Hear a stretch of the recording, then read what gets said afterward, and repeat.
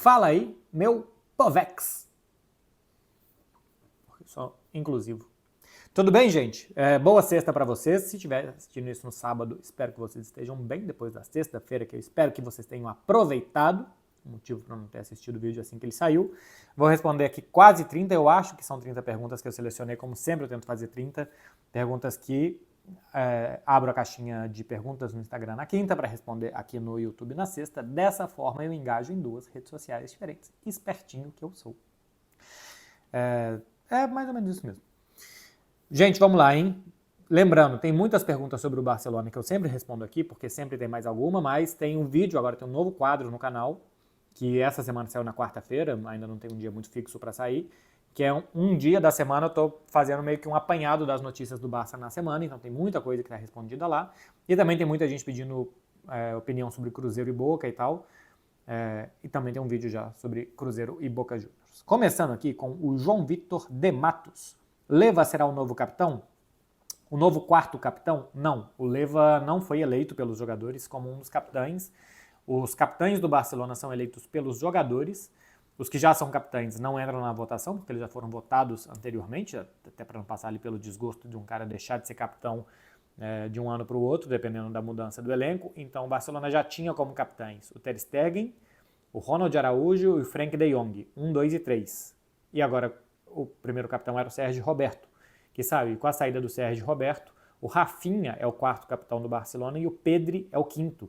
Então esses dois foram votados antes do Lewandowski. É curioso que Rafinha e Leva chegaram juntos no Barça, né? Rafinha é muito bem integrado, o elenco gosta muito dele e ele tem uma parceria muito grande com os jovens do elenco. Fermin, Gavi, Ronald Araújo, Lamine, são os parcinhas do Rafinha, que é muito respeitado mesmo dentro do elenco do Barcelona e é o quarto capitão.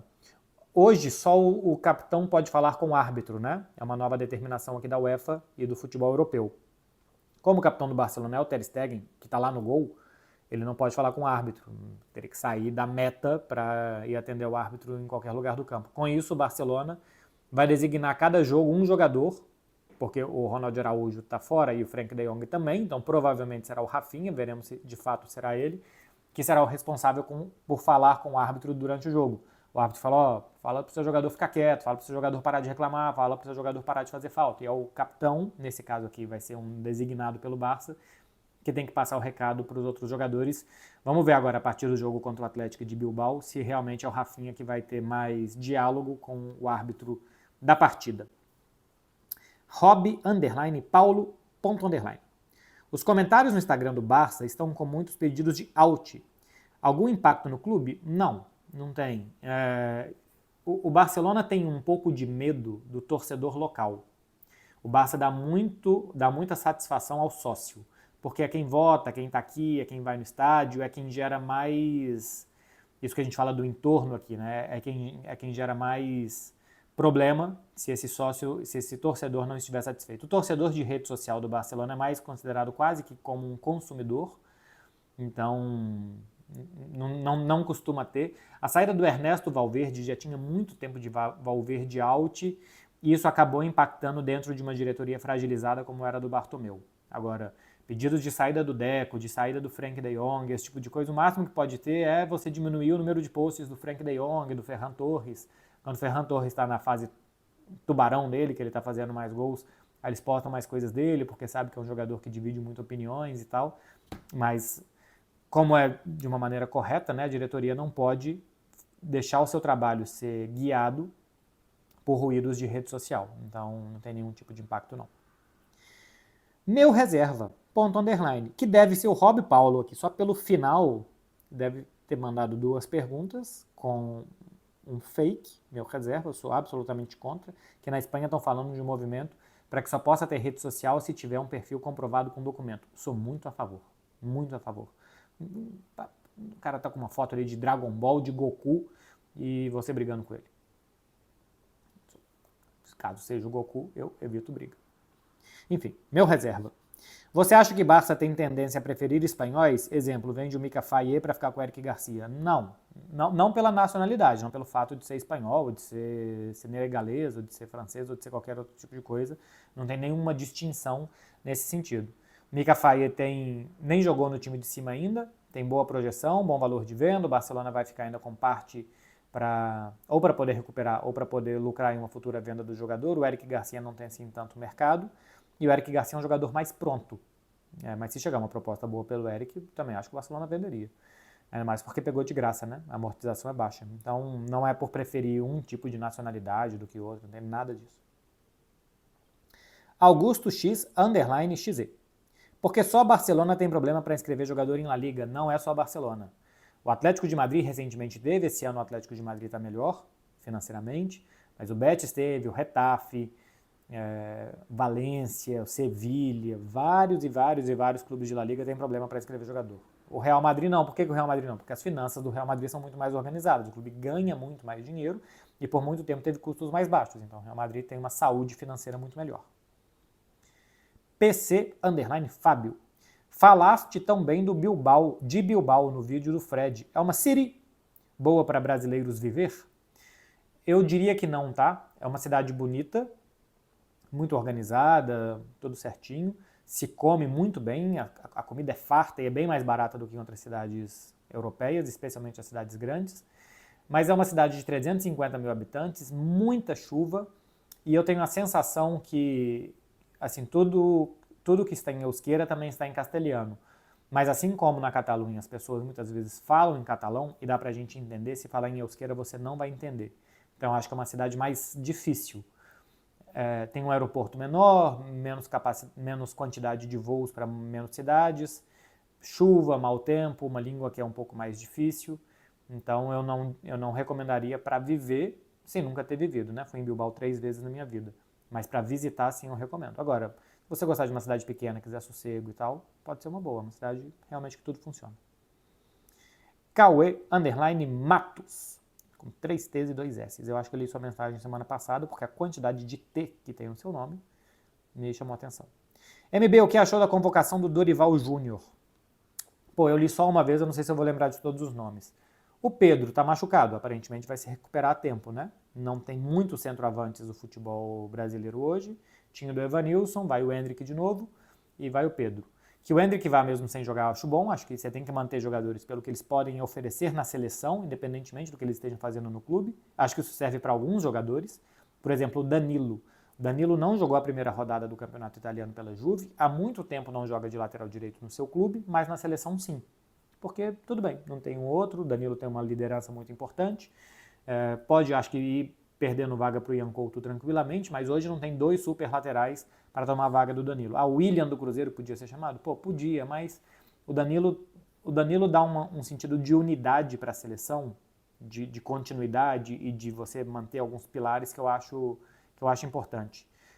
A convocação do João Gomes eu acho difícil de entender, porque já era difícil antes da Copa América, ele não foi bem na Copa América e no clube não fez nada ainda, basicamente, então eu não chamaria o João Gomes, para que o Douglas Luiz, que é um jogador que fez uma Premier na temporada passada, melhor que a do João Gomes, por exemplo, fique fora. Eu não entendo, assim, eu não concordo com o Dorival nessa convocação. E também a presença do Luiz Henrique, a ausência do Rafinha, me chama a atenção, porque o Rafinha foi muito bem na Copa América. Para mim, talvez tenha sido o melhor jogador da seleção brasileira. Ele está em um futebol onde o Luiz Henrique não conseguiu jogar, o futebol espanhol. Então o fato do Luiz Henrique jogar numa liga que é mais fraca do que a Liga Espanhola, a Liga Brasileira, e estar indo bem, dá ele um prêmio em relação ao não sucesso que ele teve aqui, onde o Rafinha tem sucesso. Então a ausência do Rafinha, a presença do Luiz Henrique também me chama a atenção. De resto, é basicamente o que a gente tem. Acho que não tem grandes ausências. O Matheus Pereira, por exemplo, não foi bem nos jogos grandes, né? Os 2 jogos contra o Boca, o jogo contra o Atlético Mineiro, e também contra o Fortaleza, o Matheus Pereira ficou devendo. Então acho que isso, na hora de chamar ou ele ou o Gerson, por mais que não seja a mesma posição, mas 2 meio-campistas, talvez tenha pesado. Mas mais ou menos por aí. Não me lembro, sinceramente, assim, de todos os nomes. Que o Estevão esteja, eu acho legal. Acho legal que o Estevão seja chamado, que comece a fazer parte, que comece a ir. É muito bom jogador, tem méritos, e eu acho uma boa que o Estevão já vá para a seleção principal. Não tem que ter a pressão, por exemplo, que tinha o Endrick para jogar, para resolver a cada minuto que tivesse em campo, mas estar no ambiente de seleção eu acho uma boa. Bruno Sais, Little MB, Acha que igualar calendário BR-Europa seria uma boa forma de valorizar o FUT-BR? Acho que seria, mas hoje tem o problema gerado pela Libertadores e a Sul-Americana ser de fevereiro a dezembro, fevereiro a novembro, né? Então, se você tem um calendário como o europeu, em junho e julho você sai de férias, em agosto, agora que chega a hora dos mata-matas, os seus times ainda estão sem ritmo. Mas eu gostaria que o calendário sul-americano fosse adequado ao calendário mundial, que é um calendário europeizado, porque o mundo é eurocentrista, de agosto a maio. Isso faria com que na pré-temporada dos clubes europeus os clubes brasileiros pudessem participar. Por exemplo, o Flamengo foi fazer pré-temporada nos Estados Unidos no início do ano. Eu estava lá cobrindo. O Flamengo poderia ter ido na pré-temporada do meio do ano dos clubes europeus. E quem sabe um Flamengo-Chelsea, um Flamengo-Real Madrid, um Flamengo-Milan, Barcelona, seria legal, a mesma coisa um Palmeiras. Não vão ser todos os clubes brasileiros que vão poder jogar contra os europeus, mas tudo bem, mas você pode fazer amistosos entre eles, amistosos em outros lugares do mundo. Tem clube europeu que vai para a China, que vai para a Austrália, que vai para outros lugares da Ásia, e eu acho que também os clubes brasileiros poderiam aproveitar ali alguma coisa disso. O futebol brasileiro é muito bem visto. Os clubes brasileiros não são super conhecidos pelos torcedores europeus, mas o fato de ser marca brasileira, Clube Brasil, acho que poderia sim ser aproveitado disso. Então eu gostaria. Seria menos traumática a perda de jogadores, né? Saída de jogador em meio do ano e aí chegar, e a janela de transferências funciona diferente na Europa e no Brasil, isso gera, aparentemente está todo mundo sempre ou perdendo ou ganhando jogador, porque ou a nossa janela está aberta e estão vindo jogadores do Brasil, ou a janela da Europa está aberta e estão saindo jogadores do Brasil, então assim, que os clubes tenham elenco durante a temporada inteira é sempre muito convulso, então acho que o calendário fosse igual seria muito bom, mas isso teria que ser igual também o da Sul-Americana, o da Conmebol, e com a Libertadores e a Sul-Americana como são disputadas hoje é impossível mesmo. Paulo Lete. Qual cidade dos Estados Unidos você gostaria de conhecer? Nova York, São Francisco e olhe lá. E só. Tem pouquíssimo apreço por conhecer muitos lugares nos Estados Unidos. Não me chama. Ah, mas tem um lugar que é ótimo. Eu entendo que deve ter mesmo, mas não confio em um país que não tem uma comida típica. Fernandes B. Fiquei 4 meses sem treinar e voltar foi muito difícil. Sempre inventava uma desculpa. Você também? Eu totalmente contrário, Fernandes B. Tava quase eu mesmo me dando alta antes dos médicos para voltar a treinar o quanto antes. É difícil, dói, no início é muito mais puxado do que depois que você já tem ritmo, mas só vai ficar mais tranquilo depois se você fizer isso o quanto antes. Então, eu não enrolei não, sem desculpa. Hoje, inclusive, fiquei preso aí em Cruzeiro e Boca até 6 da manhã, dormi até 10 e pouco, fui pro Barça, voltei, gravei Fred Beckler. Tô gravando aqui, vou malhar umas 8, 9 da noite daqui, a academia fecha 10h30, mas não deixo de ir. Para mim é muito importante. Léo Faleiros _, por que você acha que os jovens são tão ansiosos hoje? Eu acho que tem a ver com os estímulos. Os estímulos de redes sociais, de que tudo é muito curto, tudo é consumido muito rapidamente, e se a gente não gosta rapidamente, passa o dedo para cima, scroll, e você vai buscando até achar alguma coisa que você gosta. As pessoas, eu acho que param de ser estimuladas com coisa que elas não têm opção de dizer não. Antigamente a gente tinha 4 canais de TV, por exemplo, a gente tinha que assistir uma daquelas 4 coisas, eu tinha que ler um livro, eu tinha que conversar com alguém. Hoje não, hoje é só você buscar um nicho que você quer estar. Eu acho que essa pressa de consumir, essa maneira com que as coisas são muito descartáveis, e você poder estar só dentro do seu nicho, acho que gera essa ansiedade de que o mundo é todo muito fast food, né? O mundo é todo muito, muito pronto ali. E sobre a ansiedade de uma forma mais séria, saúde mental, talvez a gente não seja, ou essa juventude não seja mais ansiosa do que as anteriores, mas simplesmente se fale mais sobre isso, né? Talvez a minha juventude, a juventude da geração dos meus pais, a gente não conversasse tanto sobre isso, então a gente ia engolindo meio que as nossas ansiedades, isso depois gera traumas muito maiores. Então, se essa juventude atual já é capaz de falar sobre, de sentir, de se expressar, talvez seja melhor.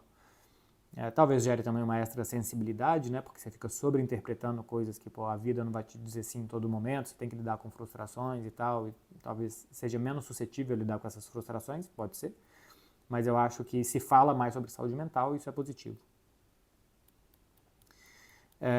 Tem outras duas aqui do Fernandes B que eu vou juntar numa só, que é: acha o Matheus Pereira parecido com o João Félix, muito talento, pouco esforço? Não, porque a intensidade de talento e de esforço é bem diferente. O Matheus Pereira tem muito talento para o futebol brasileiro, o João Félix não tem tanto talento assim para nível mundial. E eu acho que o Matheus Pereira tem mais esforço do que o João Félix. E se eu acho que o Seabra é o técnico certo para o Cruzeiro, eu acho que sim. Conhece o elenco, conhece o clube, tem boas ideias, eu acho que tem bom repertório tático. O time deu uma caída agora, ele precisa estudar melhor como fazer o time voltar a jogar bem. E ver se ele tem realmente toda a autonomia para tomar as decisões, né? O áudio lá do Pedro Lourenço, o Pedrinho BH, pega muito mal, né? De que os jogadores contratados têm que jogar sim ou sim. Então, se é o time do Seabra que joga, a gente tem mais ferramentas para dizer se o time está indo bem ou não que ele está treinando. Agora não sei se é o time dele ou se é o time do dono. Mas eu acho que ele mostrou boas capacidades, sim. Gosto. Matt Dorne. MB, o que te faz acreditar que se Nico não veio nessa temporada por amor ao Atlético, ele viria na próxima? Pode ser que não, pode ser que realmente ele nunca queira sair do Atlético de Bilbao. Agora, pode ser que ele, para ele se despreender desse clube que ele ama tanto, que ele precisasse de um tempo a mais. Precisasse de uma temporada a mais, jogar uma competição europeia ao lado do irmão e dos seus companheiros, no seu clube do coração. O Atlético de Bilbao vai jogar a Europa League, que depois disso, uma temporada que ele vai poder decidir viver melhor uma última temporada no Atlético, ele esteja pronto para um próximo passo. Eu acho que isso pode acontecer. Porque você ama aquele clube, mas a partir do momento que você já fez mais ou menos tudo que você tinha para fazer ali, pode ser que você queira buscar um próximo passo na sua carreira. Então eu acho que esse ano seja o último ano que ele pode conseguir algo a mais com o Atlético, que é jogar uma competição europeia. Ganhou a última Copa do Rei, foram bem no Campeonato Espanhol, terminaram perto do G4. Vamos ver, por exemplo, se classificar para a Champions, ele vai querer ficar para jogar uma Champions, ou se ele não vai querer sair nunca, pode ser. Mas eu acredito que depois que bate num teto, apesar de todo o amor e tal, é normal que você queira buscar novas aventuras. jvit.or011, que é certamente um João Vitor de São Paulo, né? João Vitor 011. Acredita que Julián Álvares fará 10 gols ou mais em La Liga? Ele, Griezmann, Correia, De Paul podem dar trabalho. Eu acredito que sim, Julián Álvares vai fazer mais de 10 gols. É um jogador desses números no Manchester City, que fazia mais gols, mas era mais até dividido com o Haaland, né? O Morata, que é mais ou menos a posição dele, porque acho que a posição do Morata vai ser mais ocupada pelo Sorloth.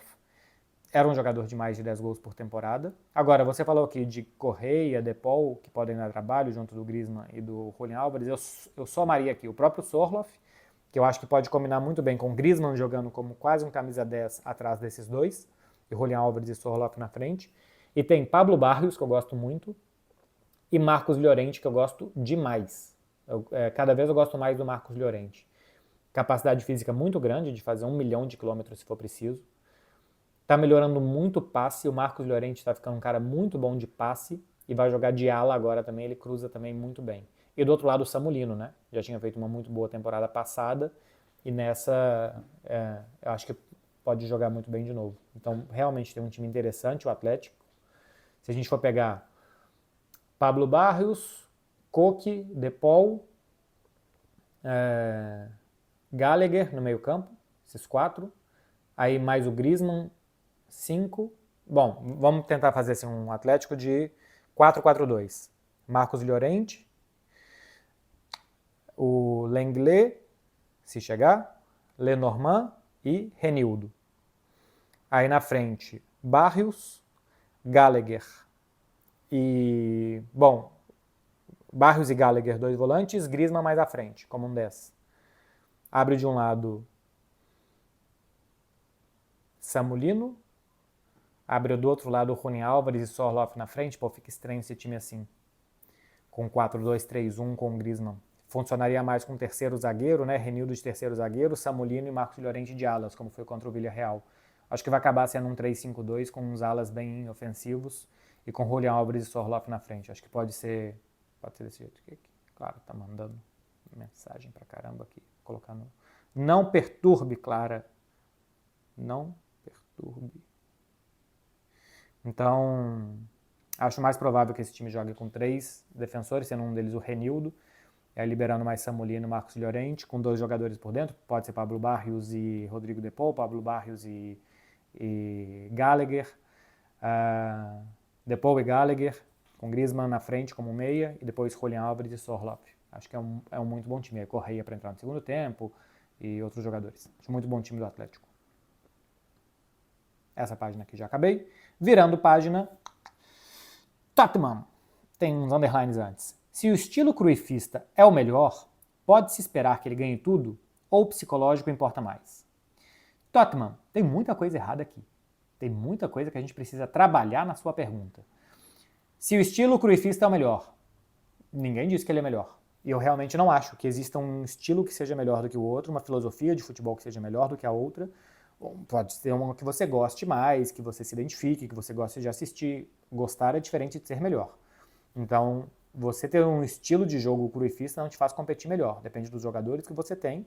E outra coisa, se Guardiola e Arteta, por exemplo, fazem um estilo cruifista, eu acho que o do Arteta já tem outras variantes e tal, mas vamos colocar aí, só um pode ganhar, então o outro vai perder. Então, se 20 times da Premier, se 10 fazem esse estilo de jogo, 9 pelo menos vão perder.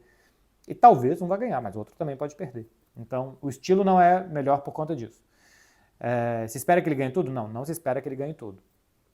Os estilos de jogo não garantem resultado. Eu já falei para vocês, nessa pranchetinha aqui, todo técnico ganha.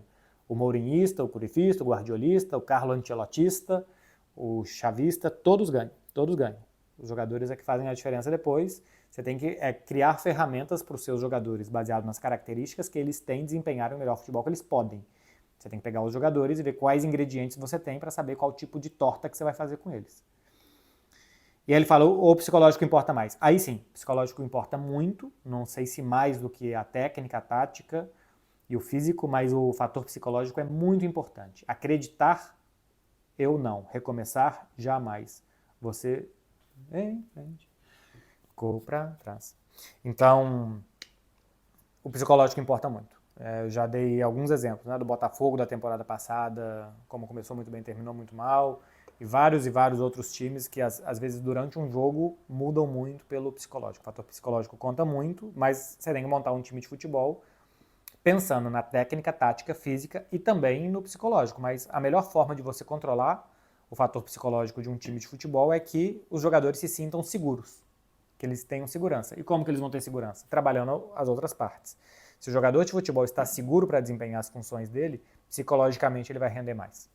A insegurança é que é o problema.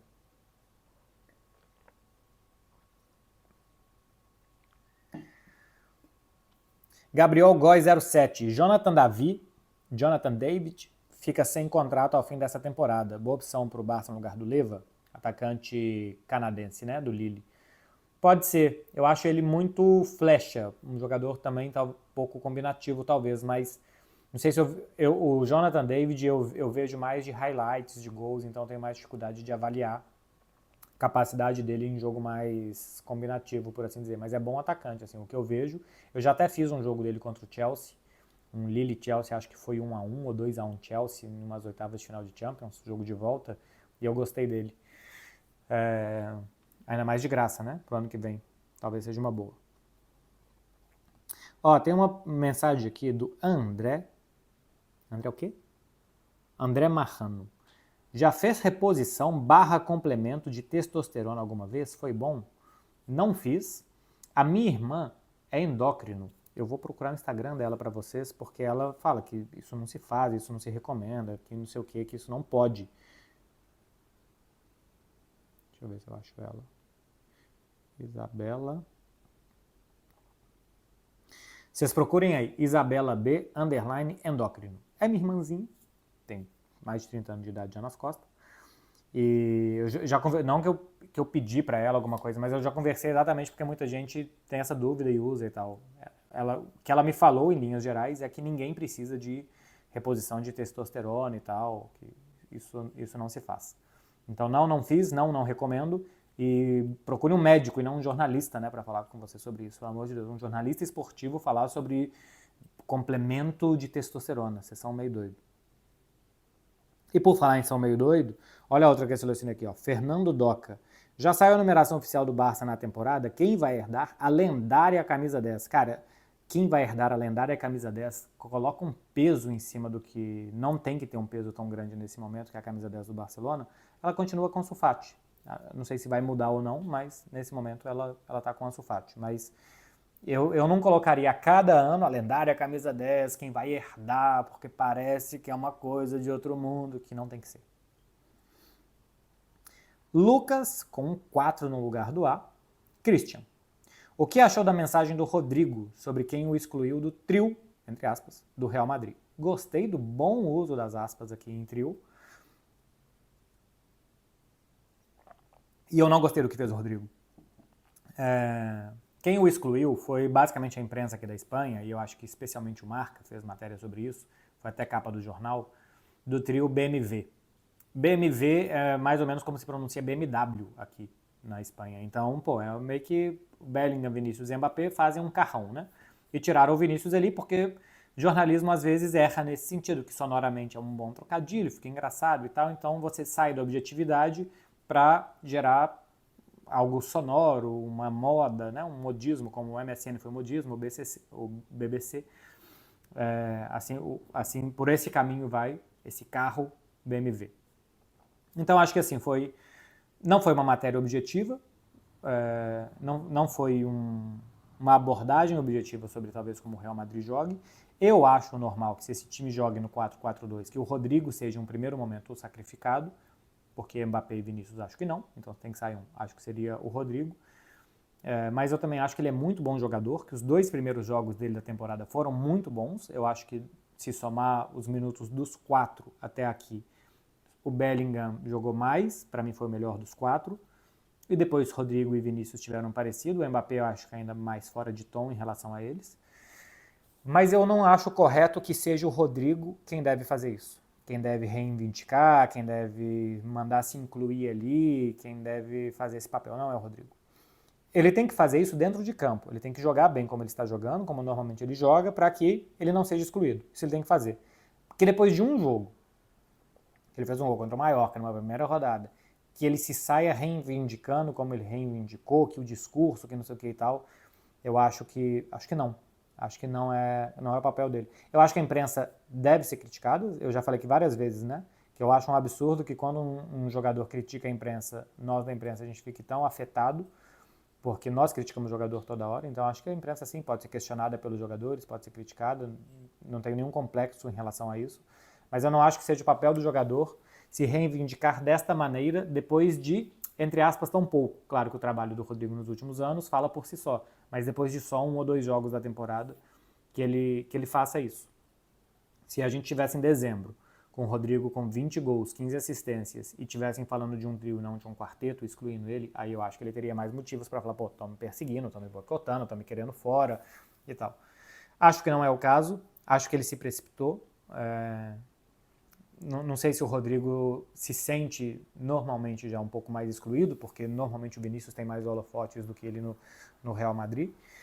E juntou muitas coisas ali para fazer o que fez, mas eu acho que ele não deveria ter se posicionado contra o trio. Claro que assim, ele não fala nada dos seus companheiros, né? Mas sobre a abordagem midiática sobre eles. Mas acho que ele errou tipo de posicionamento. Tanto que ele apagou depois, né? Mas assim, apagou e todo mundo já tinha visto. Foi capa do jornal do dia seguinte, né? BMW com o R do Rodrigo. Então a partir de agora acho que ele vai virar muito mira de torcedores, de imprensa. Ele gerou um problema para ele que ele não precisava. João A. Dias. Merino no Arsenal por 32 milhões. Foi uma boa? Foi uma ótima. Uma ótima. Cara, 32 milhões hoje no meio-campista formado, como é o Mikel Merino, é um valor muito baixo. Vou comparar mais ou menos. Eu sei que existem muitas variáveis aqui que diferenciam o que eu vou fazer, mas farei. 2 pontos. Travessão. Ele custou 32 milhões. Temporada passada, Enzo Fernandes, 120, Caicedo, 130. O Lavia tinha custado também mais de 50, se eu não estou enganado, quase 50. Então, se a gente for pensar, o Declan Rice custou mais de 100, o próprio Arsenal. Se a gente for pensar que meio-campistas na temporada passada estavam custando de 100 para cima, e o Mikel Merino custou 32, é uma ótima. E por que eu sei que tem variáveis diferentes aqui? Pela idade, pela liga que joga, né? Joga na Real Sociedad, tirar o Declan Rice do West Ham já vai com valor mais alto, tirar o Caicedo do Brighton já vai com valor mais alto, o Enzo Fernandes tinha um fator Copa do Mundo, então tem essas variáveis aqui também. Mas 32 milhões, um jogador de bom físico, boa chegada à frente, bom manejo de bola com os pés, no time do Arteta isso é muito importante, chega pronto para jogar, então eu acho uma muito boa contratação, comparando com o preço de outros meio-campistas recentemente, num valor muito ok, e que o Arsenal foi muito bem no mercado com o Mikel Merino. K. Henrique 14. Quando a Clara está na Espanha, ela cozinha ou tu faz ela comer marmita? Você sabe que eu fiquei olhando isso aqui muito tempo, pensando, será que tem uma pegadinha aqui? Será que tem um jogo de palavras? Será que tem uma maldade nessa pergunta? E eu acho que não, você realmente só quer saber se Clara cozinha aqui na minha casa, porque eu já falei algumas vezes que eu não sei cozinhar e que eu uso o sistema de marmitas, né? Ela entra no sistema de marmitas também. O que eu faço é, assim, onde eu compro, tem um site e tem lá o menu semanal. Então, quando Clara vem, sei lá, ela vai passar 4 dias aqui em casa. Eu falo, ó, entra aqui no site, escolhe 4, 5 pratos, 4 almoços e uma janta, a gente come fora algumas vezes, para você comer. E ela também gosta da comida, então se ela não gostasse, a gente teria um problema. A gente teria, sei lá, eu ia comer a marmita e Clara ia cozinhar para ela, alguma coisa assim, ou eu ia cozinhar para ela. Mas ela também gosta, se adapta, é rápido, fácil, é saudável, dá tudo certo e tem lá um menu com muitas opções, ela escolhe as coisinhas que ela gosta e ela come marmita também. Em Paris aí ela faz mais a comida, eu lavo a louça. Darlan, underline, DWSF. Pô, é o terceiro vídeo que eu gravo em menos de 24 horas, mais um Fred Beckler. Minha voz já tá um fiapo. E eu acho que eu falei minha avó, o que também é um pouco de verdade. As minhas duas avós estão vivas, ainda bem, mas tadinha, elas já estão velhinhas. Enfim, o Darlan perguntou aqui, MB, qual a entrevista que você ficou mais nervoso por conta do tamanho, entre aspas, do entrevistado? Abraço. Gostei aqui do tamanho, entre aspas, porque as pessoas poderiam imaginar coisas diferentes. Ó, as entrevistas pós-jogo, eu já falei aqui, até pela repercussão da entrevista do Piquet, ou por exemplo a entrevista que eu fiz com o Messi pós ele ganhar a bola de ouro, são entrevistas muito rápidas, com uma pauta muito óbvia, porque depois de um jogo, normalmente você pergunta sobre o jogo, depois de ganhar uma bola de ouro, você pergunta sobre ganhar uma bola de ouro, são entrevistas fáceis. A tensão que é gerada ali é porque tem pouco tempo, poucas perguntas e você não quer desperdiçar cartucho. Então você tenta fazer o cara com... Cara, assim, escolher 1, 2, 3 palavras muda como que você vai entrar na pergunta e como que o cara vai entrar na resposta para você gerar um bom ambiente, uma boa resposta, alguma coisa para a pergunta seguinte. Então, assim, a escolha de palavras nessas entrevistas muito rápidas, literalmente, escolher uma palavra ou outra faz total diferença. Então, a gente não quer errar uma palavra para não ter o risco de o cara poder sair pela tangente de uma resposta que você quer, ou ele entender errado e depois você não ter muito tempo de corrigir. A tensão é gerada mais ou menos por isso. Não pelo tamanho do entrevistado, simplesmente porque são poucas perguntas, pouco tempo e você não tem margem de erro. Em entrevista que são mais produzidas, que você senta, entrevista, fala mais, a que me gerou mais nervosismo, eu acho que foi a da Alexia recentemente, pelo total desconhecimento que a Alexia tinha de mim, por assim dizer. Não que os outros caras que eu entrevisto e jogadores me conheçam, mas acho que a Alexia não tinha falado muitas vezes para meios do Brasil, não sei se ela já tinha falado com o meio do Brasil, eu lembro que eu entrevistei ela em 2016 sobre a música do Skank e tal, eu tinha quase 10 anos, mas o fato de eu normalmente busco muitas entrevistas de quem eu vou entrevistar para saber como que a pessoa é e tal, e da Alexia foi muito difícil de ter entrada, assim, sabe, de ter como que eu vou desarmar ela, deixar ela tranquila, relaxada, para ela falar, para ser legal, para ser prazerosa a entrevista.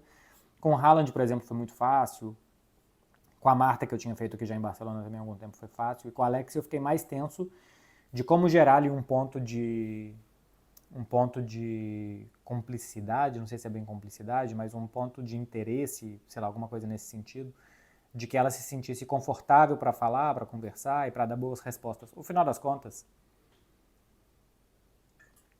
o menos importante de uma entrevista são as perguntas. O mais importante são as respostas.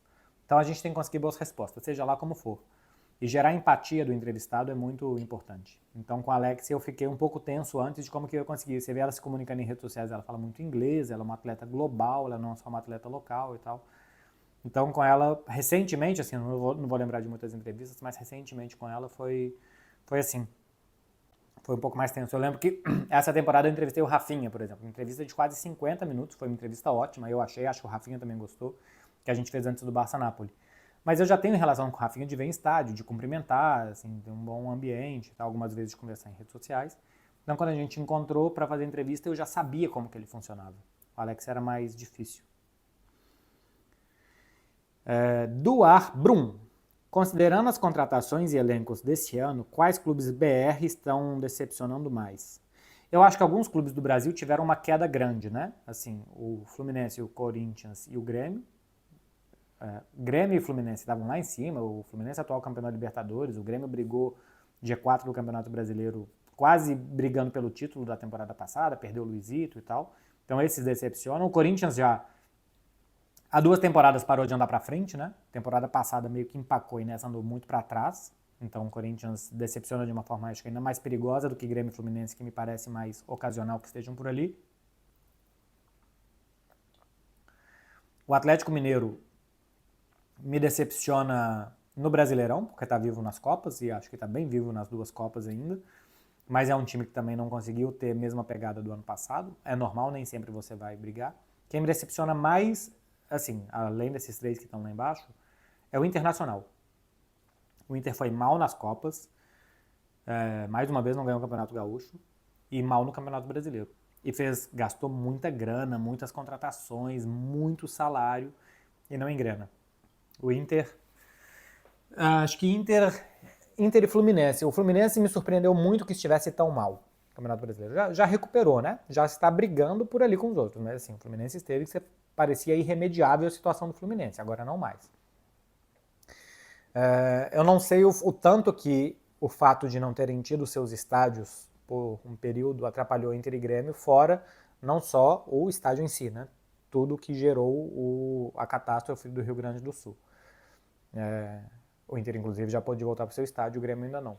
Então, mas o Inter me decepciona. O Inter joga pouco, mal, é eliminado, compete mal, gasta muito dinheiro. Estou para falar que o Inter. Heller Gustavo, o MB pensa em ter filhos? Não. Não é a minha, não é algo que eu tenha planejado qualquer dia da minha vida. Não tenho vontade, não. Eu não vou gastar muito tempo aqui, Heller Gustavo, porque eu já falei isso várias vezes. Então, para quem está assistindo, já vai ficar repetitivo e chato.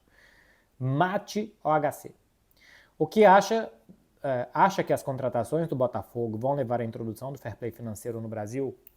Não acho. Não vai dar em nada. Se gerar fair play financeiro no Brasil, se forem criar um sistema de fair play financeiro no Brasil, não é só o Botafogo que vai se ver afetado, né? Talvez o Botafogo, por estar rivalizando com o Flamengo, que é um time muito poderoso e rivalizando na mesma cidade, possa abrir essa discussão mais.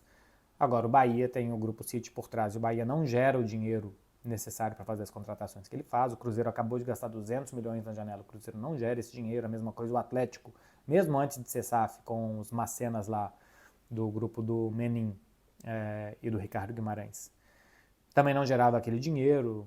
E o Palmeiras antes com o Parmalat, com o Crefisa muito recentemente, né? O Palmeiras também agora está pagando a Crefisa e tal. Então, todos, basicamente. O Flamengo, se a gente for buscar lá atrás e puxar esse cabo sem parar, a gente vai achar. Lá atrás também patrocínio de Petrobras, que era muito forte no Flamengo e tal. Mas o Flamengo hoje caminha com as próprias pernas. Tem uma receita de mais de R$1 bilhão por ano, que o Flamengo faz aquela receita. O Flamengo de fato produz riqueza. Assim como o Palmeiras hoje produz muito dinheiro, o Corinthians também, mas os outros menos. A gente teve o Fluminense com o Unimed e tal. Então, a história do futebol brasileiro é feita por clubes que sempre tiveram sucesso, algumas vezes por vias próprias e outras porque alguém colocava ali muito dinheiro e muito mais do que os outros clubes, e muito mais do que o próprio clube produzia. O Cruzeiro fez sucesso nos anos 90 e o Zezé Perrella falava, eu tenho que vender um jogador por ano. Era a forma do Cruzeiro vender jogadores e se manter competitivo, era um modelo de negócio, e que outros tinham outros. Na década de 90 o Palmeiras tinha a Parmalat, também brigava. Então o que o Botafogo tem com o John Textor não é nada diferente do que vários clubes brasileiros têm ou já tiveram em algum momento. Por que o Botafogo incomoda? Porque o Botafogo está brigando na mesma cidade que o Flamengo, está brigando lá em cima, está brigando pelo segundo ano consecutivo, então chama mais atenção que os outros, mas não acho que vai ter um modelo de fair play que vai ser levado para frente, que vai em votação, que vai dar, porque os clubes brasileiros são desunidos, nunca conseguem votar absolutamente nada. Na hora de fazer uma liga, eles fazem duas, porque eles não conseguem estar num lugar só, todos juntos e só rivalizar dentro de campo. Então acho que não vai dar em nada, não vai ter fair play. Eu já falei uma vez aqui sobre o John Textor, a torcida do Botafogo ficou chateada comigo, mandou mensagem brava e tal. A única coisa que eu não gosto nessa história toda do John Textor, porque eu acho que ele está no mesmo barco de uma galera que eu citei aqui, é ele ser contra o dinheiro do Bahia, por exemplo, né? O Botafogo foi jogar contra o Bahia na Copa do Brasil e o John Textor falou que cuidado que o Bahia vai roubar nosso almoço e competir com o clube estado é impossível. O Bahia não produz o dinheiro necessário para fazer as contratações que ele faz. Ele é apoiado pelo grupo de Abu Dhabi, o grupo do Manchester City. Mas o Botafogo também. Simplesmente muda a origem do dinheiro aqui. Então que o Textor enche a boca para falar dos outros, eu acho que é uma hipocrisia da parte dele. Continuo achando, tá? A torcida do Botafogo vai ficar chateada, vai ficar chateada outra vez, vocês me desculpem. Ele não pode apontar dedo para ninguém. Agora, o que o Botafogo faz é o que faz o Bahia, o que faz o Cruzeiro, o que faz o Atlético Mineiro, o que fez há pouco tempo o Palmeiras, o que faz uma porrada de clube. E se a gente for puxar esse fio, a gente vai lá pro Fluminense da Unimed, a gente vai pro Flamengo da Petrobras, o Palmeiras da Parmalat, o Vasco agora tentou com a 777 e não deu certo. Então, o que o Botafogo faz não é diferente dos outros. Eu só acho que o John Textor não está em condição de falar de ninguém, do Bahia nem dos outros. E nem os outros estão em condição de falar do John Textor também. Talvez nesse momento, sim, o Flamengo esteja. Neste momento da história, né? Porque neste momento o Flamengo não precisa de um mecenas, de um dono, de alguém para colocar dinheiro, porque o Flamengo hoje sabe e consegue ganhar dinheiro, usar o seu poderio para isso. Neste momento. Mas em outro momento já precisou. Arthur PGS. Como está a vida sem óculos/lente? Depois de todo esse tempo, ainda lembra de como era antes? Isso é curioso. Assim, é outra vida. Outro dia, Clara estava aqui, a gente foi jantar com uma amiga, e eu vi a amiga lá de longe. E falei, olha lá, Paulinha. E era. Então, de vez em quando eu tenho pequenas coisas que eu falo, caramba, nunca teria visto essa pessoa tão longe de mim antes. Aí outro dia também a gente estava andando na rua, alguém viu uma placa e falou assim, o que está escrito naquela placa? Eu li a placa de trás, que estava me chegando tão bem que eu consegui ver mais longe ainda. Então, são coisas que antes eu não conseguia, assim, eu via perto, eu via dificuldade, assim, usava óculos, lente, não tinha qualidade de visão, não saia tropeçando por aí. Mas às vezes eu precisava estar muito perto ou de alguma tática para enxergar um pouco melhor. A vida está ótima, está excelente. Eu ainda vejo alguns aros de luz, por exemplo, tem uma luz aqui, que eu estou usando para mim, porque a luz já está caindo do dia, então deixei uma luz aqui. Então eu ainda vejo uns aros de luz e tal, que é normal. Daqui a pouco some. Mas está excelente, Arthur. Obrigado por perguntar. Lucas Martins, 47. O quão difícil vai ser para conseguir perguntar algo pro Flick no pré-pós-jogo? Tá difícil mesmo, viu? Antes o Xavi respondia a todas as perguntas. O Xavi, eu acho que ele sempre foi muito bom para a imprensa. Porque ele respondia a todo mundo, foi muito educado sempre. Como ele falava muito, respondia a todo mundo e não ficava em cima do muro, porque ele queria muita clareza, muita transparência, porque ele queria falar as coisas como elas eram, ele muitas vezes se contradizia, porque no futebol as coisas mudam. Ele falava por muito tempo, muitas vezes na semana, então ele acabava sendo mal interpretado aqui e ali, e gerava esses ruídos de entorno, interno, externo, como o Barcelona é muito convulso nesse sentido. Mas ele respondia a todo mundo. Eu tinha dia 25, 26 perguntas, ele ficava até a última, quase 40 minutos de entrevista coletiva, o tempo que fosse necessário. Hans Flick está respondendo 12, sendo uma do clube, 11 dos meios de comunicação. Não existe clube na Europa que tenha a cobertura que o Barcelona tem. Nem o Real Madrid, nem o Real Madrid. Porque aqui tem todos os meios que tem em Madrid, né, os meios da Espanha, e tem mais os meios catalães. E aí os meios internacionais, em Madrid tem uns, aqui tem outros. Mas a cobertura midiática aqui é maior que a de Madrid, pelo fato de ter meios catalães. E aí em Madrid não tem tipo meio madrilenho e meio nacional, não tem. A Rádio Marca, Cadena Cope, a Cadena Ser, a TV6, a TV4, é mais ou menos padronizado assim de meios nacionais e aqui ainda tem os meios catalães. Então o Flick está respondendo muito menos perguntas, muito mais curto. Eu tenho visto que na rede social o torcedor tem gostado Eu acho engraçado porque assim, as entrevistas têm pouquíssimo conteúdo e o torcedor está gostando porque não está gerando crise. Então o torcedor também não quer muito conteúdo e tal. Fala, pô, a entrevista coletiva é feita para o técnico se comunicar com a torcida. Se a torcida quer que essa comunicação tenha o mínimo possível, a entrevista não serve para nada. Né? A entrevista coletiva não serve para o técnico falar para o jornalista. Tem coisa que às vezes eu pergunto que eu não quero saber, mas eu sei que vocês no Brasil querem. Então a entrevista serve para o jornalista ser um porta-voz do que o torcedor quer saber. Tem coisa que às vezes eu já sei e que o técnico vai falar, porque quando o técnico fala é diferente, então o meu público quer saber o que o técnico acha do Vitor Roque. Às vezes eu já conversei com o assessor, com o auxiliar, com alguém. Eu já sei o que o Xavi acha do Vitor Roque. Mas quando a gente pergunta, o Xavi fala e vocês ficam sabendo. Funciona mais ou menos por aí a entrevista. E os torcedores do Barcelona estão felizes porque não está saindo nada das entrevistas do Hans Flick. Ou seja, não serve para nada.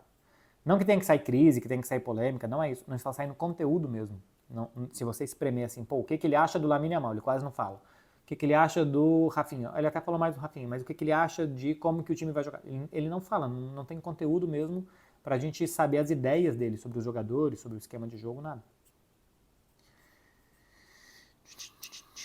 Davi B4 Ross 17, que é Davi Barros, né? Tem muitos amigos em Barcelona? Não sei quanto que é muito. Sei lá, eu tenho uma turma aqui de umas 15 pessoas. Que não é sempre que todo mundo se encontra, tem uns que são mais próximos, tem o pessoal que mora às vezes mais longe, que é casado, que tem filho, que é mais difícil de se ver.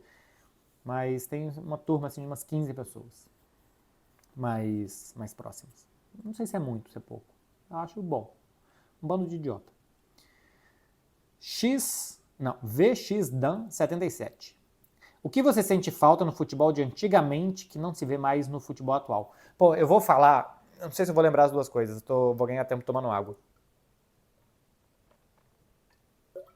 Acho que eu lembrei.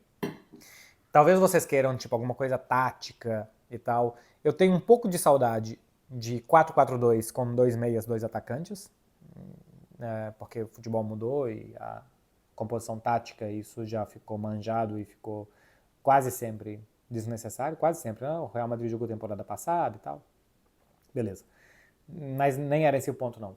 Primeiro, jogo de seleção com os uniformes sendo respeitados. Pô, eu acho muito chato o jogo de seleção monocromático ou com cor que não tem nada a ver e tal. Eu gosto das cores tradicionais das seleções. Alemanha, camisa branca, short preto, meia branca. Itália, camisa azul, short branco, meia azul. França, azul, branco, vermelho.